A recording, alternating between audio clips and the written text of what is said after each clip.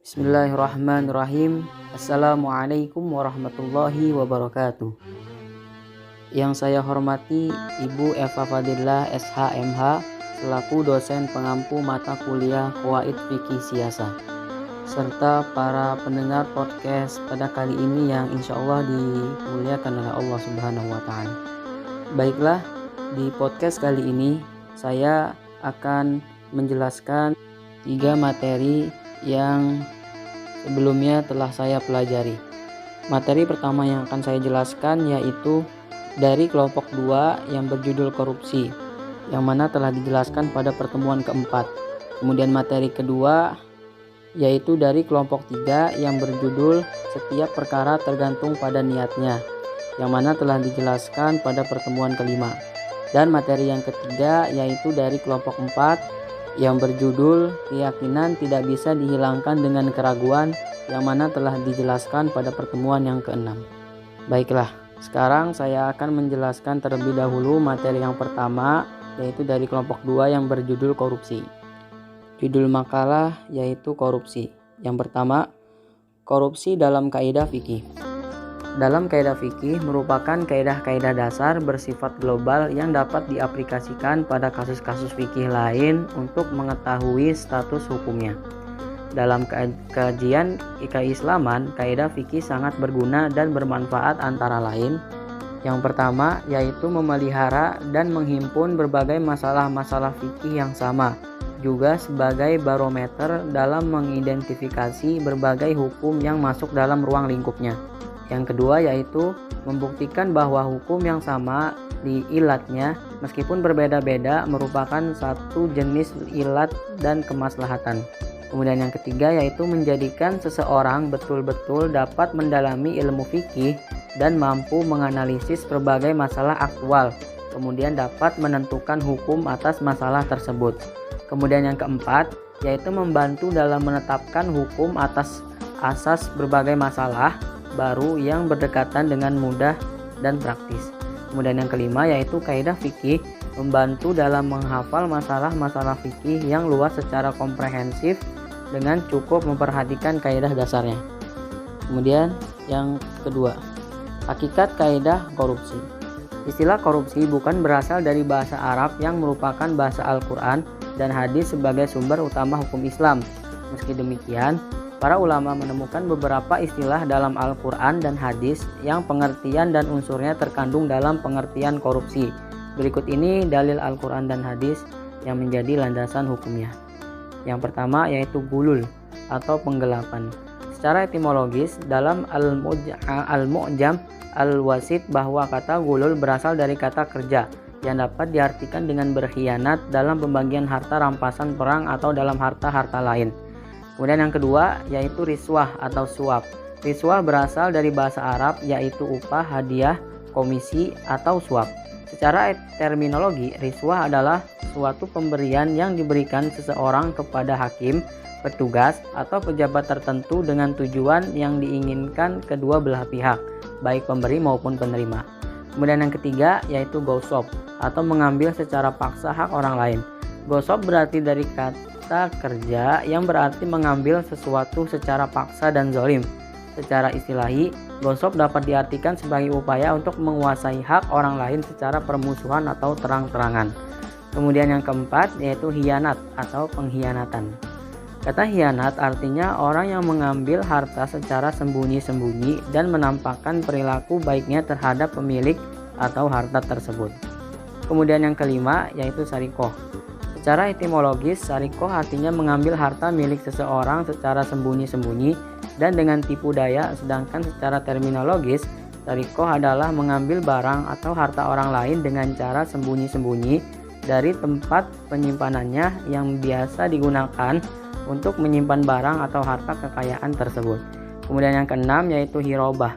Hirobah atau perampokan adalah tindakan kekerasan yang dilakukan oleh seseorang atau sekelompok orang kepada pihak lain, baik dilakukan di dalam rumah maupun di luar rumah, dengan tujuan untuk menguasai atau merampas harta benda milik orang lain tersebut, atau dengan maksud membunuh korban atau sekedar bertujuan untuk melakukan teror dan menakuti-nakuti pihak korban.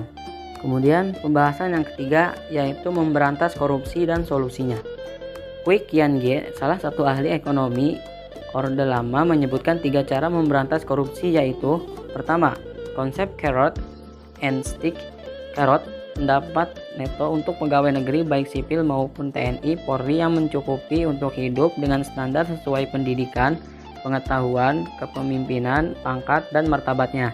Stick adalah bila semua sudah dipenuhi dan masih berani korupsi, hukumannya tidak tanggung-tanggung karena tidak ada alasan sedikit pun untuk melakukan korupsi. Kedua, sistem penggajian. Menurut Kwik Kian-ge, sistem penggajian harus dibenahi sesuai dengan merit system, yakni mereka yang tingkat pekerjaan serta tanggung jawabnya lebih berat harus berpendapatan neto lebih besar. Kemudian yang ketiga, reformasi birokrasi. Bila birokrasi disusun sesuai kebutuhan untuk mencapai tujuan optimal, jumlah gaji pegawai dapat diperkecil termasuk biaya listrik, gaji, alat kantor, dan lain-lain. Dampaknya tersedia sebagai dana untuk menaikkan pendapatan bersih untuk gaji pokok pegawai. Baiklah, selanjutnya saya akan menjelaskan materi yang kedua, yaitu dari kelompok 3 yang berjudul setiap perkara tergantung pada niatnya. Baik, bagian yang A yaitu makna kaidah. Lafal al-umuru merupakan bentuk jamak dari kata tunggal al-amru yang secara bahasa memiliki arti perubahan dan tingkah. Kemudian bimaqasidihal umur adalah segala sesuatu yang tergantung tujuannya. Maksudnya adalah niat atau motif yang terkandung di dalam seseorang saat melakukan perbuatan menjadi kriteria yang dapat menentukan nilai dan status hukum amal perbuatan yang telah dilakukan, baik berhubungan dengan peribadatan ataupun adat kebiasaan. Intinya dalam kaidah ini mencakup semua hal tentang niat. Baik, kemudian bagian yang B yaitu sumber atau dalil kaidah. Jika diperhatikan dengan seksama, maka kaidah-kaidah fikih bila ditinjau dari sumbernya maka terbagi menjadi 3 bagian. Bagian yang pertama yaitu kaidah fikih yang teksnya terambil langsung dari nas Al-Quran dan As-Sunnah. Yang kedua, kaidah fikih yang teksnya tidak terambil dari Al-Quran dan As-Sunnah namun kandungannya berdasarkan Al-Quran dan As-Sunnah. Dan yang ketiga, kaidah fikih yang tersusun berdasarkan ijtihad para ulama. Kemudian bagian yang C yaitu pengertian niat, tempat, dan waktu. Baik, yang pertama yaitu pengertian niat. Secara bahasa, niat adalah bentuk masdar dari akar kata yanaulu yang maknanya adalah bermaksud atau bertekad untuk melakukan sesuatu. Kemudian yang kedua, tempat niat. Tidak ada perselisihan di kalangan para ulama bahwa tempat niat adalah di dalam hati. Kemudian yang ketiga yaitu waktu niat. Secara umum, perbuatan yang berkaitan dengan syara' dapat dibedakan menjadi 2. Pertama, perbuatan yang mengharuskan adanya niat, dan kedua, perbuatan yang tidak memerlukan niat. Kemudian, bagian yang D yaitu contoh penerapan kaidah fikih. Baik, kaidah ini mencakup semua permasalahan hukum syar'i. Beberapa contoh penerapannya yaitu yang pertama, barang siapa yang membunuh seorang muslim tanpa ada sebab syar'i yang membolehkannya, maka kalau dia melakukannya karena unsur kesengajaan maka ada hukum tersendiri. Sedangkan kalau tanpa sengaja maka hukumannya pun lain. Kemudian yang kedua, barang siapa yang mengambil sebuah barang yang terjatuh di jalanan dengan niat untuk dimilikinya, maka dia disebut gosip atau orang yang mengambil harta orang lain dengan jalan yang haram. Kemudian yang ketiga, yaitu orang yang makan kalau dia berniat dengan makannya untuk bisa menjalankan ibadah kepada Allah Subhanahu wa taala. Baiklah, selanjutnya saya akan menjelaskan materi yang ketiga, yaitu dari kelompok 4 yang berjudul keyakinan tidak bisa dihilangkan dengan keraguan. Bagian yang pertama yaitu A, makna kaidah fikih dari al-yaqinu la yuzalu bisyak. Secara bahasa adalah kemantapan hati, diambil dari kalimat bahasa air itu. Juga dapat diartikan dengan ilmu yang tidak ada keraguan di dalamnya. Secara bahasa anusuk adapun artinya adalah keraguan. Maksudnya adalah keraguan dan kebimbangan terhadap dua hal yang tidak bisa dikuatkan salah satu dari keduanya. Jadi makna kaidah di atas adalah bahwa suatu perkara yang diyakini telah terjadi tidak bisa dihilangkan kecuali dengan dalil yang pasti dan meyakinkan. Dengan kata lain, tidak bisa dihilangkan hanya dengan sebuah keraguan. Kemudian bagian yang B yaitu sumber dalil dari kaidah fikih al-yakinu la yuzalu bisak.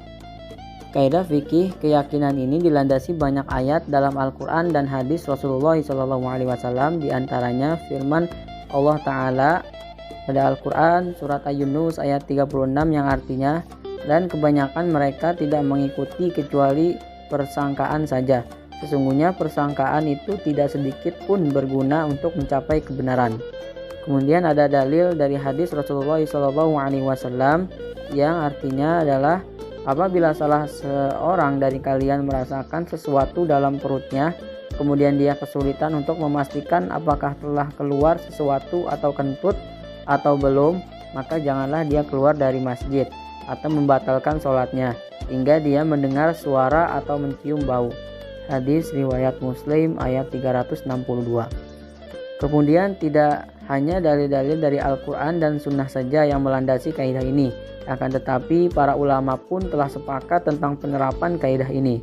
Imam Al-Qarafi berkata, kaidah ini telah disepakati oleh para ulama dan bahwasannya setiap hal yang diragukan dianggap seperti tidak ada. Atau kitab Al-Furuq juz 1 halaman 222. Kemudian bagian yang C yaitu kedudukan dari kaidah fikih. Kaidah ini merupakan kaidah yang sangat agung di dalam syariat Islam dan banyak permasalahan fikih yang dilandasi oleh kaidah ini. Kaidah ini mengcover banyak permasalahan, mulai dari masalah ibadah, muamalah, hingga hal-hal yang berkaitan dengan hukuman bagi para pelaku kriminal atau yang dikenal dalam dunia fikih dengan sebutan hudud. Kemudian bagian yang D yaitu contoh penerapan kaidah fikih.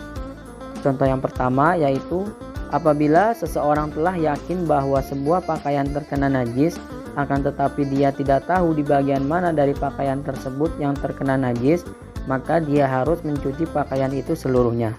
Kemudian yang kedua, yaitu apabila ada seseorang yang yakin bahwa dia telah berwudu, kemudian dia ragu apakah telah batal wudunya atau belum, maka dia tidak perlu berwudu lagi. Dan yang ketiga, yaitu contohnya adalah barang siapa yang ragu dalam sholatnya, apakah dia telah sholat 3 rakaat atau 4 rakaat, misalnya, maka dia harus mengikuti yang yakin, yaitu yang paling sedikit rakaatnya, yang mana dalam permasalahan ini adalah 3 rakaat.